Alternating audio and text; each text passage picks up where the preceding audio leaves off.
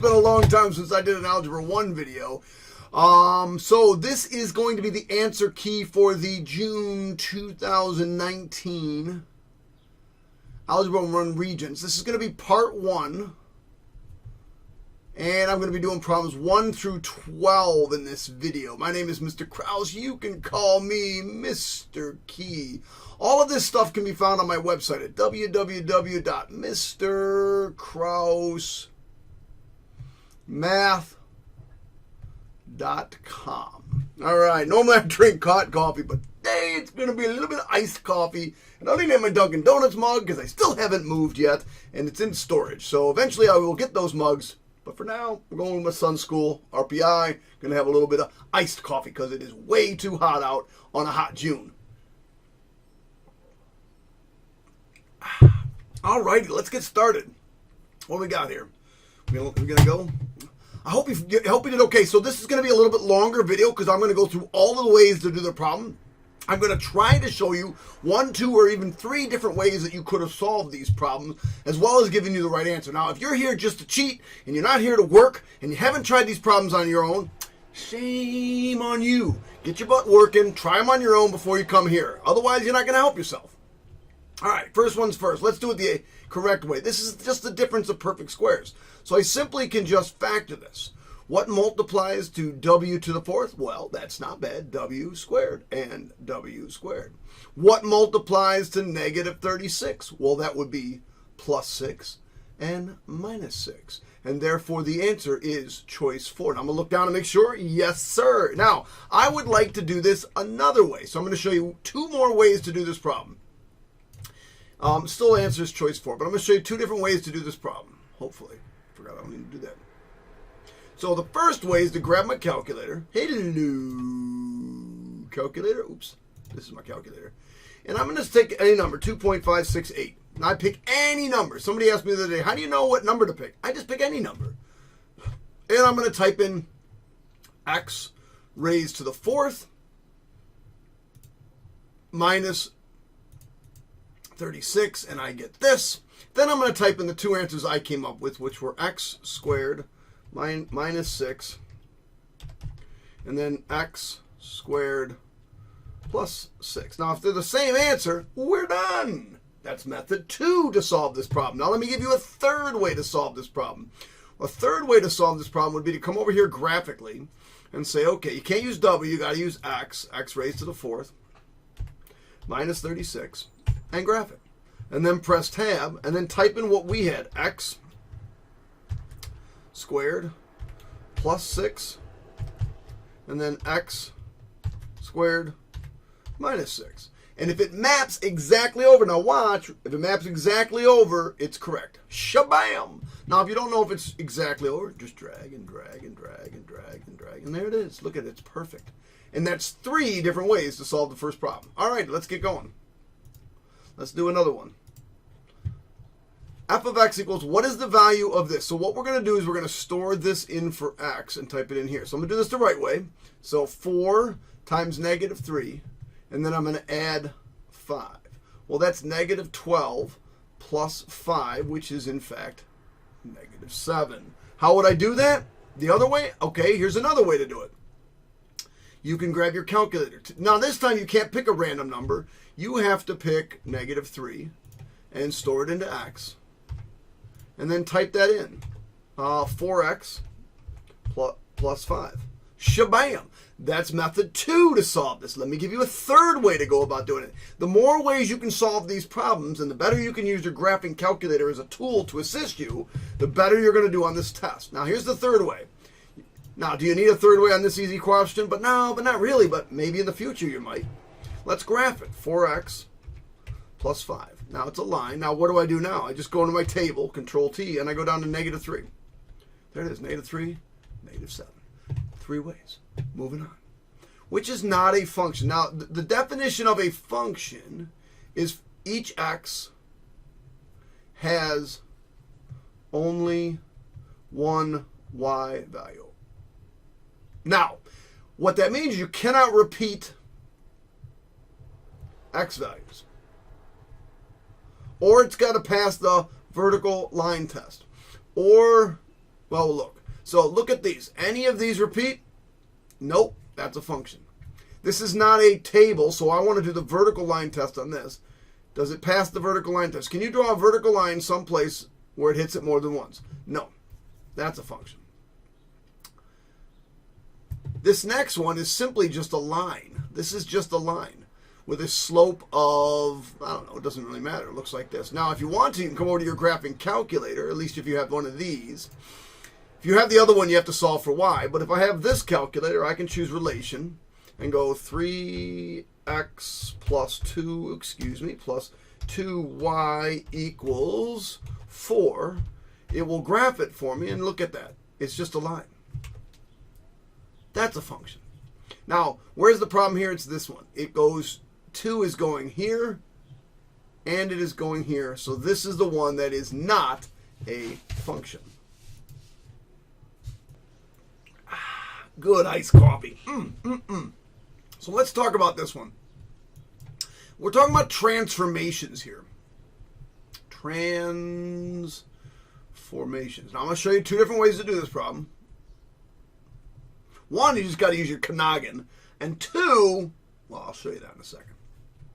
So if you remember correctly, if we add or subtract on the inside of parentheses, this is a shift, a transformation, a translation, left or right, but it's backward. You have to remember that it's backwards. If I add or subtract on the outside, if I put plus or minus something out here, that's a translation up or down normal. So what we got to do right now is figure out what the heck's the difference between the first equation and the second equation. So that's what I'm going to do. I'm going to look at this. I'm going to say, okay, I see this minus 2. Actually, I see a 4 and a 4. So there's no shift up or down. But I see this minus 2 here, and on this one I see minus 5. So what we did was we subtracted 3 on the inside. You took negative 2 and you subtracted 3. So that is a shift 3 units left or right. Now normally negative is a left shift, but because it's inside the parentheses, it's going to be backwards. So this is a unit, 3 units to the right. Now let's say you just like, what the heck? My teacher never taught me that. I don't know what I'm doing with that. We always have an option. We can come over here and we can just graph these things, and you can visually look at what's going on. Now the key is you got to look to see where the vertex is. So I'm going to graph the original, which is x minus 2 parentheses squared plus 4. And then I'm going to graph the next one, which is going to be x minus 5 squared. Now look at it. The original was blue. The new one is red. Where did we shift? All we did was go to the right 3 unites. Yeah. So that's the answer to that one. That was my foreign language day for the day. All right. Students were asked to write this in standard form. So here's a definition. This is simply, do you know the definition of standard forms? And this is where we rank the exponents from largest all the way down to smallest or no exponents. So if I look at this, 7 is the highest exponent right here. So this one has a 7 first. There you go. Ann's right. That's it. The rest of them are not written in standard notation, right? 7, 5, 3, 1. This one's backwards. And the rest of them are just a hodgepodge. Okay, that's all there is to that one. So the function f is shown in the table. What is the best type of function for the model given here? So I will tell you what. Let's go take a look at what this looks like graphically. Sometimes it's easier to do this. So I'm going to come in here. I'm going to pick x. I'm going to pick y. If you don't have this calculator, I believe the other calculators have this option as well. 0, 1, 2, 3. And this is 1, 3, 9, 27, I believe, right? So let's go take a look at these graphs. We hit doc, insert, data and statistics, and down here we'll click X. Over here, we'll click y. Now, does that look linear to you? It does not look linear, so it certainly isn't linear. Does it look like exponential decay? It does not look like exponential decay. So the best model for this would be some type of exponential growth. Now, how many realize this was just y equals 3 to the x? So when x is 1, that's 3. When x is, when x is 0, well, that was just crazy. When x is 0, anything raised to the 0 power is 1. When x is 1, 3 to the 1 is 3. When x is 2, 3 squared is 9. So on and so forth. All right, kiddos, let's move on. That's not working. Question 7. Which expression represents a rational number? Let me give you the definition of a rational number. A rational number is a number that can be written as a fraction, or it is a non-repeating, no, it is a terminating or repeating decimal.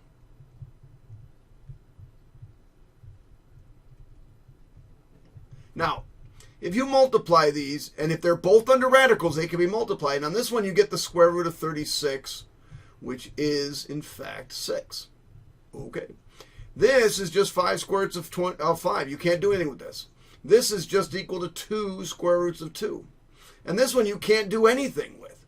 So the correct answer, which one's rational, is this one. Now, anytime you have a radical that's not a perfect square, say 7, or radical 12, or radical 20, these are irrational numbers. If you put the square root of 20 in your calculator, so on this second one, you have square root of 5. I love the square root of 5. It's 2 point something. This one's 2 square roots of 2. That's 2.818 something. And I have no idea what that one is. Now, you could take these, let me show you another way, and put these in your calculator. And we'll play the game called which one of these is not like the other. So this one is the square root of 2 times the square root of 18, 6. Oh, okay. The next one is 5 times the square root of 5. You get, oh, that's weird. The next one is the square root of 2 plus the square root of 2.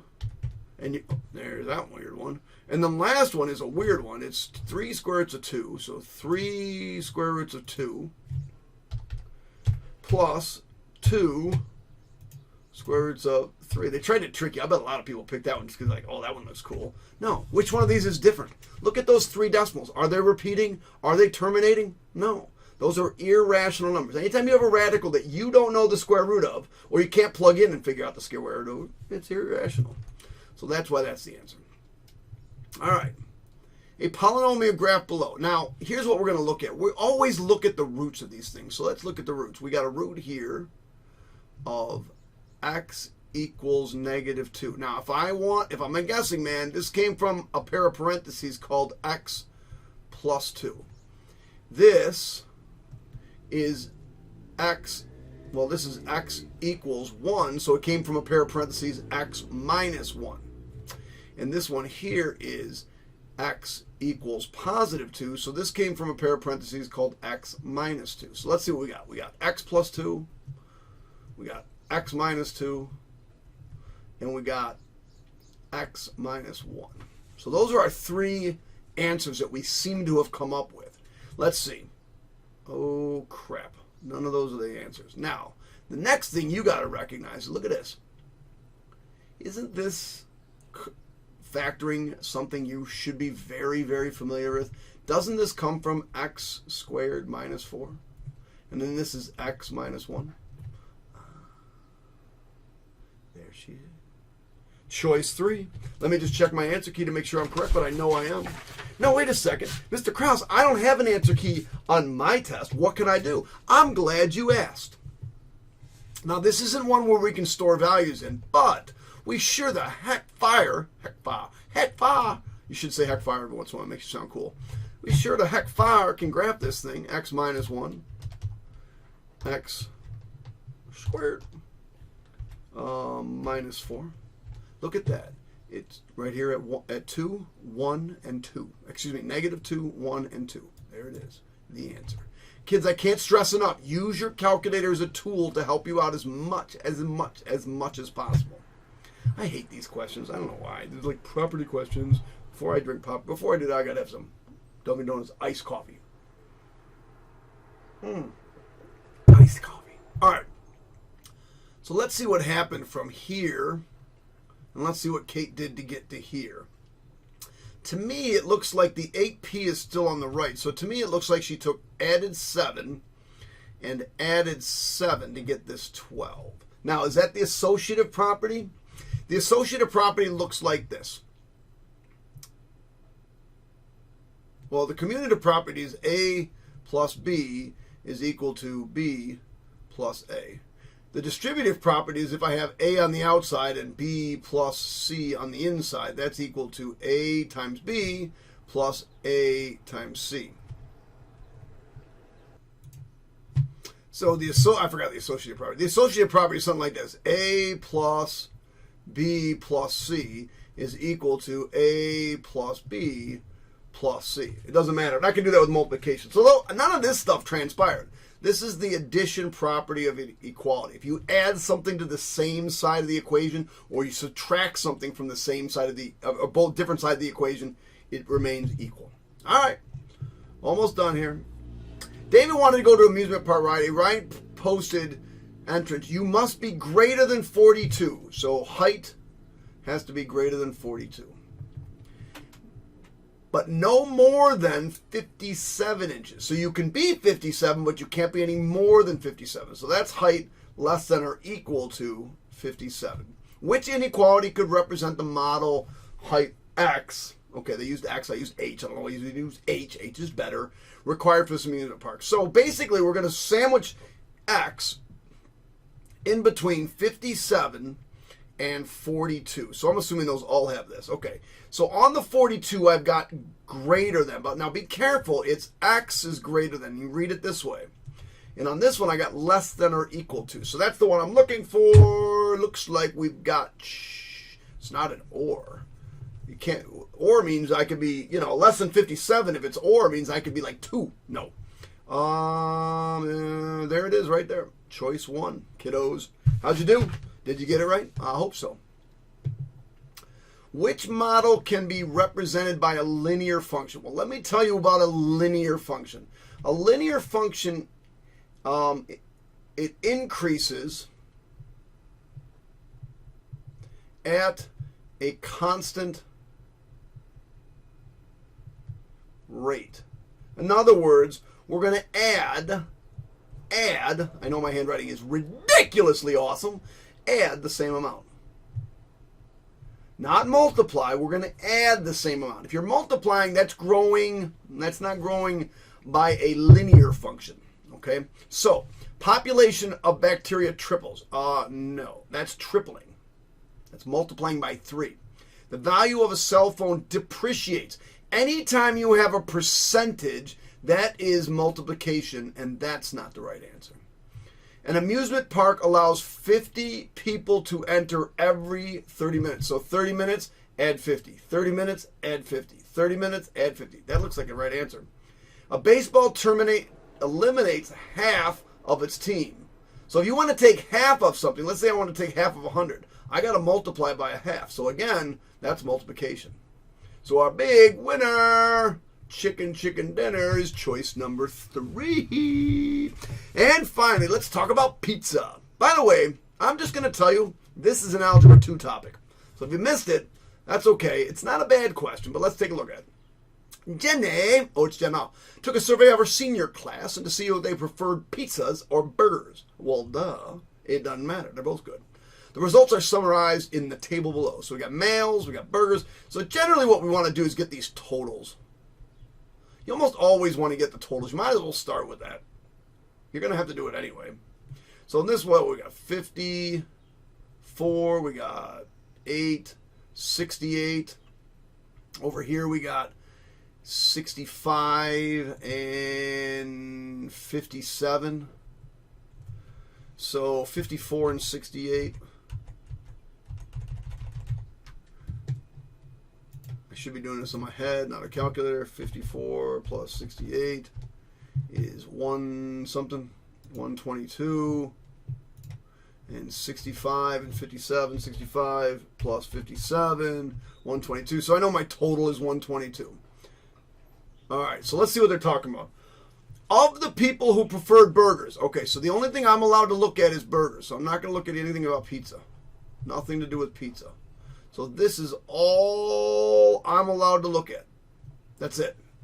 Of the people that like burgers, and there were 68 of them, how many, or approximately what percentage, were females? Well, 26 of the 68. So that's a little less than half. Man, it's quite a bit less than half. Let's go see what it looks like.